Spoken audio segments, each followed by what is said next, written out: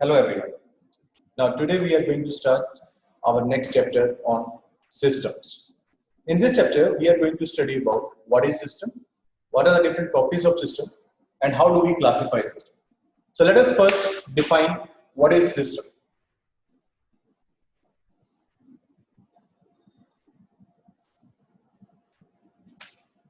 The simple definition of a system is that we can define a system is defined as an entity that processes a set of inputs to yield the set of outputs.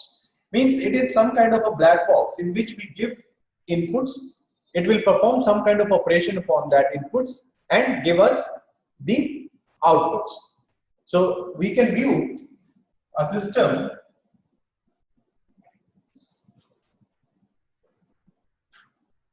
as a black box to which we are giving a set of input. Set of input means it might be a single input or a multiple input, which might be a signal xt or xl, and it will give us the output yt or y. Right? So in this side, inside the system, it might be performing some kind of mathematical operation. So we can relate that yt will be some kind of transformations or operations upon xt to get the output. So that is what we have said. A system is an entity that acts on the set of inputs to yield a set of outputs. Same way yn can be transformation on x.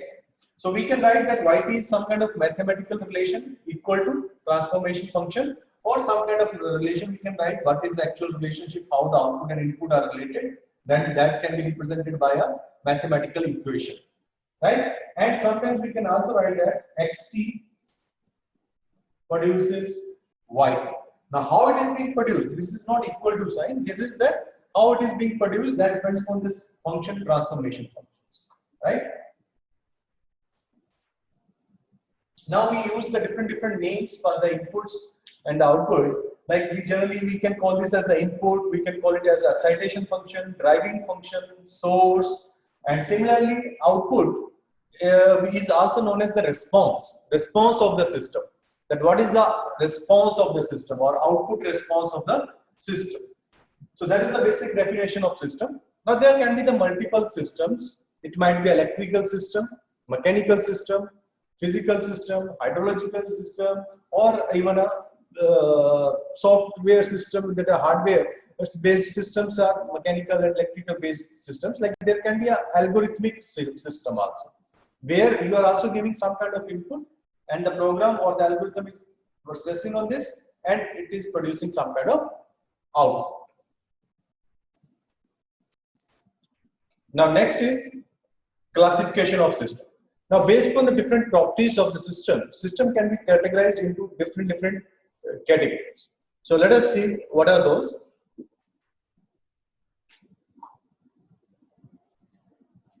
A system can be classified into either continuous time or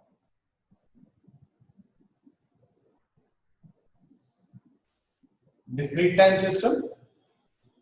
Number two, it can be classified as linear or non-linear system. Number three, it can be time varying or time invariant system. Number four, it can be static or dynamic system. Number five, it can be causal or non-causal system. 6, stable or unstable system. Number 7 is invertible or non-invertible system. So any system, it can be classified either as continuous time or discrete, linear or non, time variant or time invariant. But a same system can be linear, it can be a continuous time, it can be linear, it can be time invariant, it can be a dynamic system.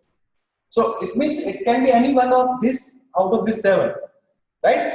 Means first either continuous or discrete, linear or non-linear, but it can be at the same time it can be continuous time as well as linear, as well as time variant, as well as dynamic.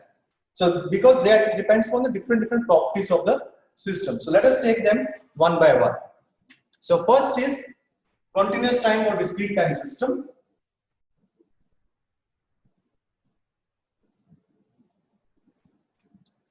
Now, continuous time or discrete time system, it is simply any system which processes the continuous time signals to produce the continuous time output signals is called as the continuous time system.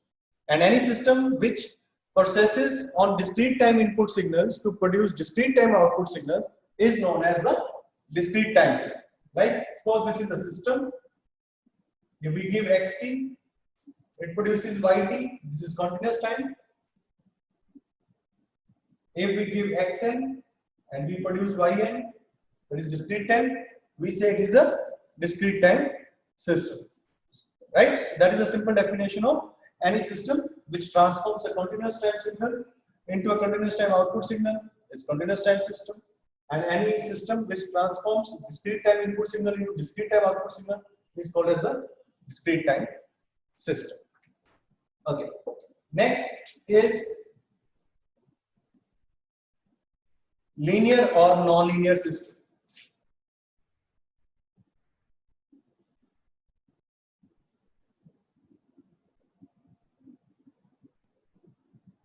Now, how we define this?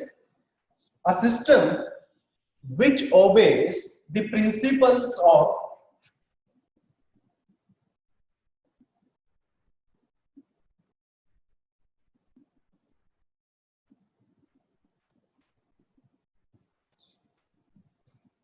homogeneity,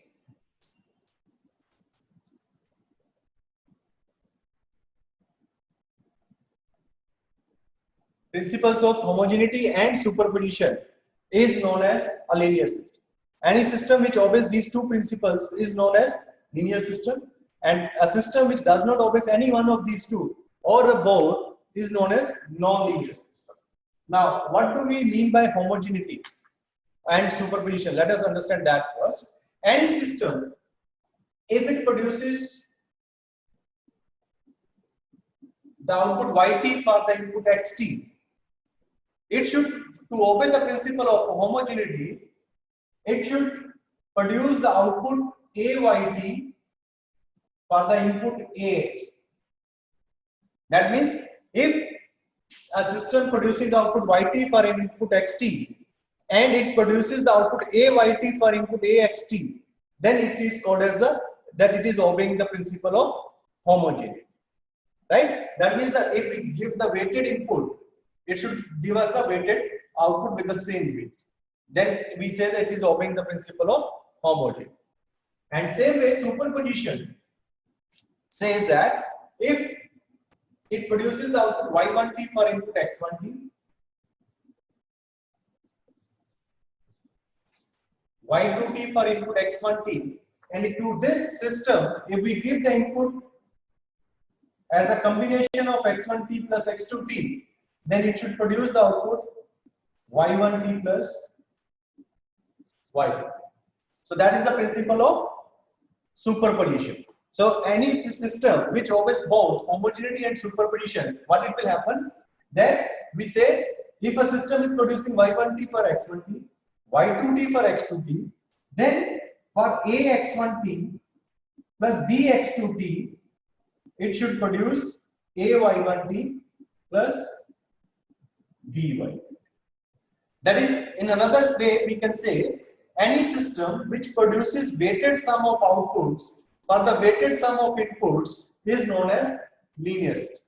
What it means? Weighted sum of inputs means we apply the different inputs with different weights and combination of that to any system. if it produces the similar the combination of outputs taken individually with the same weights ax1, ay, bx2, vy, then we say the system is linear. So a linear system produces weighted sum of outputs for the weighted sum of inputs, and a non-linear system, it produces it does not produces this weighted sum of outputs for the weighted sum of inputs. That is the definition of linear or non-linear systems. Let us take the example.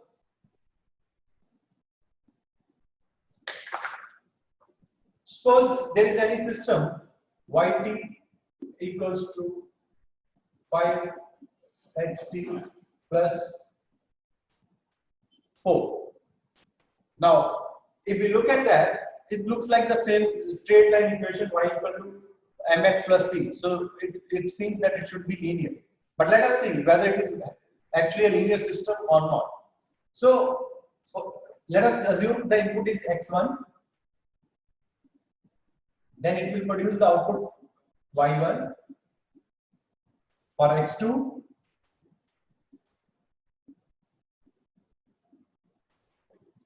it will produce this thing.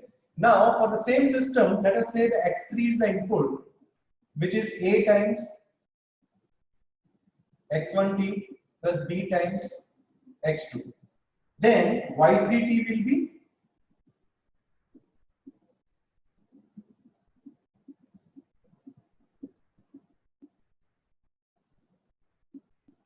this thing, just 5 times x3t plus 4. So x3 we have put up this value. So if I see this bracket open up, 5a x1t plus 5b x2t plus 4.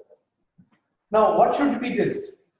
If y3t should be actually, if it is weighted sum of output is produced for weighted sum of input, this should have been equal to a times y1t plus b times y2. And if we see that, what is this? It will be 5a x1t plus 4a plus 5b x2t plus 4b. Now, but if you look at this equation is not same as this, right? So that means that this system is not linear. It seems like that it is a linear equation, so it should be linear, but no, the system is not linear because it is not producing the weighted sum of outputs for the weighted sum of inputs. So we can see that y3t is not equals to ay1t plus by2,